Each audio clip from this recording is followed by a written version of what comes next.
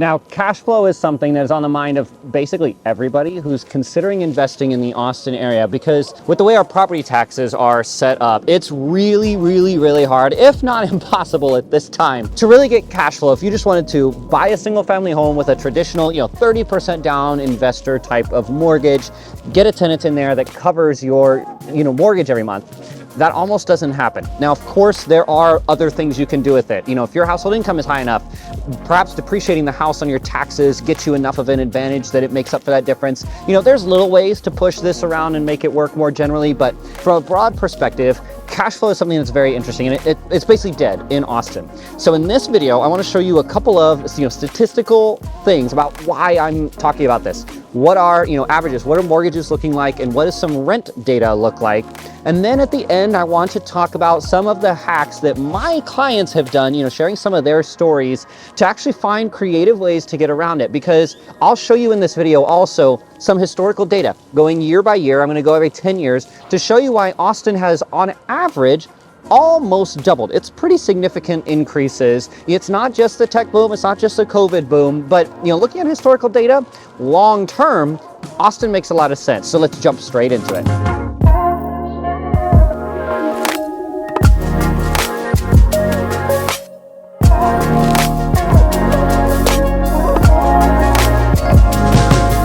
Now, what's going on, y'all? My name is Mason Bleasdell, your Austin area real estate agent, and I wanted to make this video because a lot of you guys, my clients, reach out and you're curious about investing. And you see a lot of things on the internet that tell you about how investing is great and why you should invest in Austin. And while probably only half of it is true, investing in different parts of the country, especially my out-of-state investors, looks very different than it does here in the Austin area.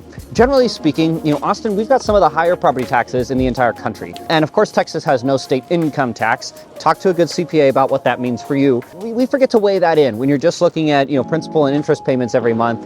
The property taxes and insurance can make up usually a third, sometimes even more than that, of some of these mortgage payments. And that can completely wipe out any quote unquote cash flow you may see. Now, Austin investors that are doing it really well, in my opinion, and what I've seen in my own clients, do it well when they're looking 10 years out, 20 years out. This is a long-term hold for them. Now, there are ways to push around, advantages that you can get tax-wise and such to help try to offset some of that negative cash flow.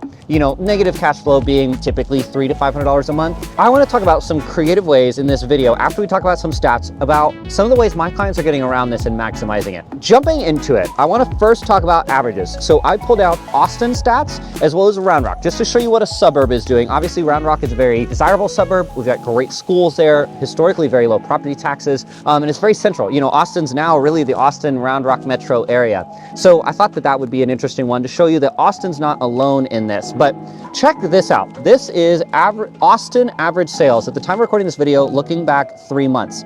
You'll see that average sales price in the city of Austin, anything with an Austin address, it does include some areas outside of city limits, is $797,000, with that median at $600,500.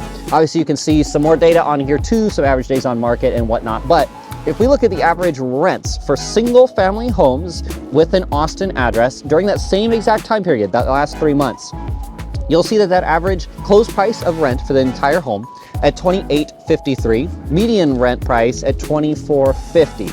Now, of course, there are some really high-end homes and such, but that's where the median's really good at weeding those out.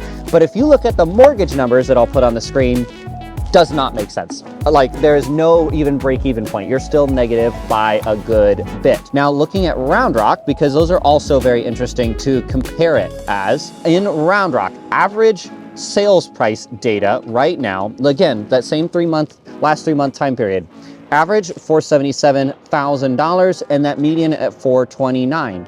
And if we look at the average rents, you'll see that they're appropriately lower. Average $2,208 for the rent price for a single family home in Round Rock, and median at $2,100. Again, I'm going to throw those mortgage numbers for Round Rock up on the screen. You can see flat out does not make sense, although Round Rock's actually a little bit closer. Now, I am making a lot of assumptions during these mortgage numbers. I'm assuming a 6.75% interest rate. I'm assuming that you're going to get a 1.8% average property tax rate. Of course, every neighborhood is going to be different. But just ballpark, you can see that this differential is big enough. It's not, a little, fudging numbers here or finding a slightly lower tax rate. They're pretty substantially different. However, now I want to put on the screen, this is historical data for Austin and for Round Rock, looking at the median sales prices going back as far as we have good MLS data. From 1996, basically every decade working backwards from 2024. You can see both Austin and Round Rock have historically, again, not quite, but almost doubled every 10 years. This is very interesting data, and this is where Austin can start to make sense. Super interesting stuff. Now, of course, there are some outliers here. Liberty Hill, for example, which is, when I was growing up here in Austin, that was the boonies. Like, you thought you were driving to Oklahoma to get there. That area has exploded with the new expansion of 183, the toll road that's about to open to shoot you all the way up there from where we're filming in Mueller. Mueller is also another interesting exception to this. This is Austin's old airport. Now, everything basically has been torn down except for the old tower, but this area, when it first opened, of course, residential is always going to happen first because you need a market to supply the restaurants and, coffee shops and such that have opened here now. But this area is hopping. No one wanted to live here because it was kind of the middle of nowhere when they first started building. Now, the cheapest single-family homes that you will find in here are $750,000, generally speaking. This area has exploded. New restaurants opening all of the time. This was a good spot as an outlier, again, because nothing really existed here. And then everything pounced. Liberty Hill, I believe, is doing the same thing. Liberty Hill has exploded, and Liberty Hill in particular with like 1 acre lot type of properties, really maximizing what people come to Texas and want to live more rural for. That wiggle room. They're not wanting to be in a townhome in Mueller, they want that space. So a couple of interesting caveats here, but as a general statement, Austin's done really, really well historically in terms of appreciation, which is the way all of my investors that I believe are doing it really well, that's what they're coming into it for. If you're looking for cash flow, markets like Tennessee, Michigan, Massachusetts, all of those can be far more advantageous for you. But I want to talk about, lastly, some interesting ways that my clients have kind of hacked around this. They like the appreciation in Austin. They plan on holding these homes for a very long time, but they found really creative ways to maximize cash flow. And that first one is house hacking. Now, house hacking traditionally is linked with buying a duplex or a quad. I made a whole different video about those. Research into that because those are actually advantageous as well, but there's still really no cash flow. It might just break even. But buying a single family home in a good location, a location where you're going to find young professionals relocating to Austin that are going to need, want to rent rooms. And they're renting out the individual bedrooms in their home. Now, those folks were looking for the most bathrooms possible because of course you can charge a little bit more rent if you have an attached or, your own bathroom with some of those. Now, I don't have great empirical data for this, but open up Facebook Marketplace in any market anywhere around the country and look up how much people are renting bedrooms for. If you're renting them for between $700 and $1,000 a month in, central Austin, you can make a pretty good difference. If you have a 4-bedroom home, you live in one and rent out the other 3, you can just about cover your mortgage. Very, very interesting. The other one that I've seen people do really, really well is look for specific Austin homes that either have an ADU with a bathroom or, totally separate individual properties on one. I actually have a client looking at one right now. It's one property.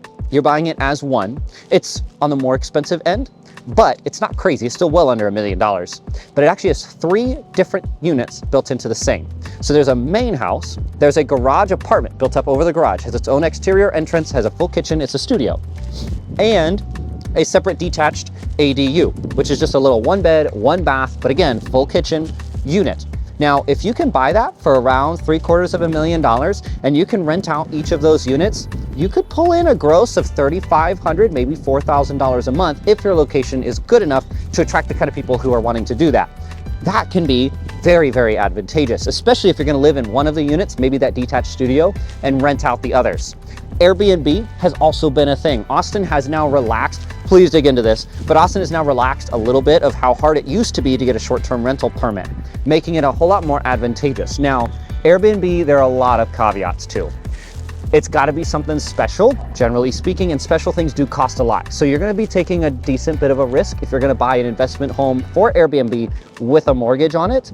However, it can be very fruitful. And I know of some of my clients who have Airbnb properties in the Austin area that do extremely well. And there are some for sale that will do 6 figures annually gross as an Airbnb. It's something worth looking into. Now, if you want to get in, and maybe you're an out-of-state investor, or maybe you just don't want to be as hands-on as you need to be with an Airbnb, and you also don't want roommates living with you. Single-family homes are advantageous, but don't come into Austin really with the expectation without putting a tremendous amount down, or of course just paying cash, to be able to have cash flow. And a single-family home in the Austin area. Condos are totally out. By the time you factor in the condo fees, they're really it just does not make sense at all. But appreciation is the long game in Austin. If you're curious about talking more about this, you want to go specific for you, maybe areas that you think could be growth, maybe areas I think could be growth opportunities, reach out. My personal contact details are down below and on the screen right now. Reach out. I love working for you guys, my investor clients, to help find them the right spot in Austin that makes sense,